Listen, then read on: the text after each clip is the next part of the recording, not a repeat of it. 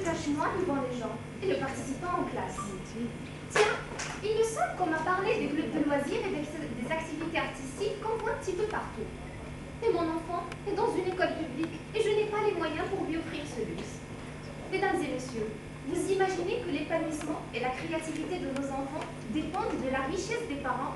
Eh bien, c'est là que j'interviens. J'interviens à ce niveau-là pour comprendre si cet apprenant ou si cet élève issu d'une famille modeste et inscrit dans une école publique bénéficie de ces moments de créativité et d'épanouissement dans son milieu scolaire. Je me pose donc deux questions. L'éducation artistique est-elle considérée comme une matière importante dans l'école marocaine? Deuxièmement, en quoi cette éducation artistique est-elle vraiment nécessaire et importante pour l'élève marocain? D'après ma recherche, j'ai compris que nous disposons tous de plusieurs intelligences. Et oui, de plusieurs intelligences. Ce que nous appelons dans notre jargon les intelligences multiples. Seulement, notre enseignement accorde peu, voire très peu d'importance aux intelligences qui se nourrissent de la danse, du théâtre, de la musique. Et de ce fait, on se retrouve avec des intelligences mal alimentées, d'où des élèves un peu déséquilibrés. Ma mission alors, en tant que chercheuse, est de répondre à toutes ces questions que j'ai soulevées. Comment?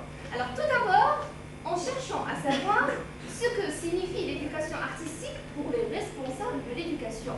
Et tout ça en analysant tous les documents officiels, notamment la Charte nationale d'éducation et de formation, les curriculums pédagogiques, le livre blanc et les manuels scolaires. Ensuite, je passe à la pratique, en créant une classe de théâtre avec des élèves qui n'en ont jamais fait, justement pour évaluer les effets directs de la pratique théâtrale sur le développement personnel des élèves collégiens. Pour cela, j'ai préparé bien sûr le contenu du programme théâtral que j'ai moi-même élaboré, les grilles d'évaluation et les grilles d'observation qui nous ont permis de constater qu'est-ce qui a finalement changé après avoir fait du théâtre. Alors les résultats auxquels mon projet a abouti jusqu'à présent vont vers l'acquisition de ces élèves de nouvelles compétences, comme la prise de parole en public, le développement de l'imagination, de la créativité et tant d'autres compétences. Et ce n'est pas tout, puisque je suis toujours en train d'approfondir ma recherche en collectant et en analysant les changements remarqués par les enseignants des autres matières chez les mêmes élèves. Vous remarquerez qu'en agissant ainsi, nous serons en train d'inviter tous les acteurs de l'éducation à prendre part de ce projet.